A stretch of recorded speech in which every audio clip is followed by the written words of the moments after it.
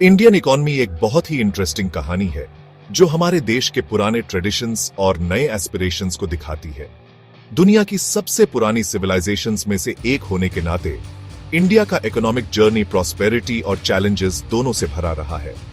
आज इंडिया एक global economic power house है जो हमारे देश के रेजिलियंस और इकोनॉमिक रिफॉर्म्स की पावर को दिखाता है।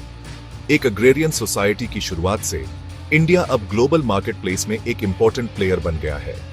यहाँ की इकोनॉमी बहुत डाइवर्स है और इसमें एग्रीकल्चर और मैन्युफैक्चरिंग से लेकर इंफॉर्मेशन टेक्नोलॉजी और सर्विसेज तक बहुत से सेक्टर्स हैं। इंडियन इकोनॉमी अपनी डायनामिज्म, एंटरप्रेन्योरियल स्पिरिट और चेंजिंग ग्लोबल ट्रेंड्स के साथ अडेप्ट करने की एबिलिटी के लिए जानी जाती है। यह ऐसे इंडियन इकोनॉमी के की फेसेट्स को एक्सप्लोर करता है, उसके एवोल्यूशन, स्ट्रेंथ्स और चैलेंजेस को समझता है। हम एग्रीकल्चर, इंडस्ट्री और सर्विस सेक्टर के कॉन्ट्रीब्यूशंस को देखेंगे और इकोनॉमिक रिफॉर्म्स के इंपैक्ट को समझेंगे। इसके अलावा हम मॉनेटरी और फिस्कल पॉलिसीज के रोल को एनालाइज करेंगे और उन अपॉर्चुनिटीज और चैलेंजेस के बारे में बात करेंगे जो इंडिया के इकोनॉमिक फ्यूचर के लिए महत्वपूर्ण है। एग्रीकल्चर हमेशा से ही इंडियन इकोनॉमी की बैकबोन रही है और सदियों से अपनी विशाल जनसंख्या का पालन पोषण करती आ रही है। गंगा के उपजाऊ मैदानों से लेकर दक्षिण के कोस्टल बेल्ट्स तक एग्रीकल्चर ने इंडिया के कल्चरल लैंडस्केप और इकोनॉमिक डेस्टिनी को आकार दिया है। कई पीढ़ियों से फार्मर्स ने देश का पेट भरने के लिए कड़ी मेहनत की है और तरह तरह की क्रॉप्स उगाई है। हालांकि पिछले कुछ सालों में इंडियन इकोनॉमी में एग्रीकल्चर का शेयर कम हुआ है, लेकिन यह अभी भी एक वाइटल सेक्टर है जो वर्कफोर्स के एक बड़े हिस्से को रोजगार देता है। 1960 के दशक में आई ग्रीन रेवोल्यूशन ने एक टर्निंग पॉइंट मार्क किया, जिसने इंडिया को फूड डिफिशिएंट नेशन से एग्रीकल्चरल प्रोडक्ट्स के नेट एक्सपोर्टर में बदल दिया। Modern agricultural practices, high yielding varieties of crops और सिंचाई सुविधाओं को अपनाने के थ्रू इंडिया ने फूड ग्रेन प्रोडक्शन में एक रिमार्केबल वृद्धि देखी। हालांकि इंडियन एग्रीकल्चर को अभी भी कई चैलेंजेस का सामना करना पड़ता है, जिनमें फ्रैगमेंटेड लैंड होल्डिंग्स, लो प्रोडक्टिविटी, क्लाइमेट चेंज और मार्केट वॉलेटिलिटी शामिल है। इन मुद्दों को एड्रेस करने के लिए सरकार ने इंफ्रास्ट्रक्चर को बेहतर बनाने, फार्मर्स को क्रेडिट और इंश्योरेंस प्रदान करने और सस्टेनेबल एग्रीकल्चरल प्रैक्टिसेस को बढ़ावा देने के लिए कई पॉलिसीज और प्रोग्राम्स इंप्लीमेंट किए हैं।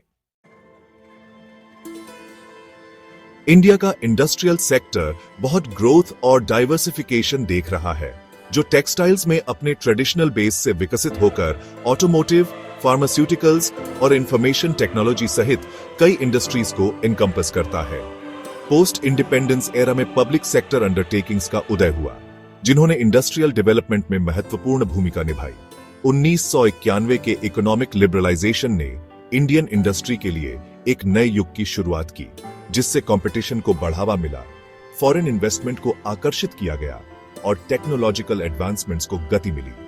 आज इंडिया मैन्युफैक्चरिंग के लिए एक ग्लोबल हब है जो कॉस्ट इफेक्टिव प्रोडक्शन और स्किल्ड वर्कफोर्स की तलाश में मल्टीनेशनल कॉर्पोरेशंस को आकर्षित करता है। सरकार की मेक इन इंडिया पहल का उद्देश्य इनोवेशन को बढ़ावा देकर, इंफ्रास्ट्रक्चर में सुधार करके और नियमों को आसान बनाकर मैन्युफैक्चरिंग सेक्टर को और बढ़ावा देना है।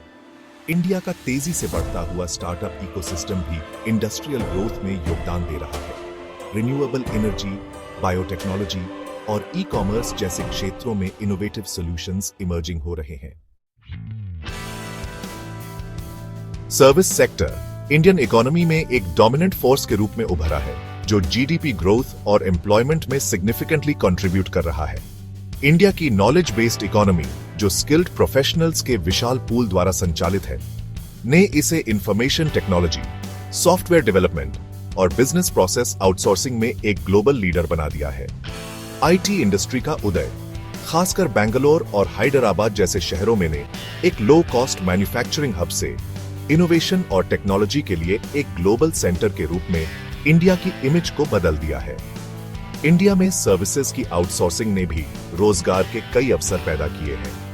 खासकर यंग और एजुकेटेड पॉपुलेशन के लिए आईटी के अलावा सर्विस सेक्टर में फाइनेंस, टूरिज्म, हेल्थ केयर और एजुकेशन सहित कई इंडस्ट्रीज शामिल हैं। सर्विस सेक्टर का ग्रोथ, इंक्रीजिंग डिस्पोजेबल इनकम्स बढ़ते हुए मिडिल क्लास और हाई क्वालिटी सर्विसेज की डिमांड जैसे फैक्टर्स से फ्यूल्ड है।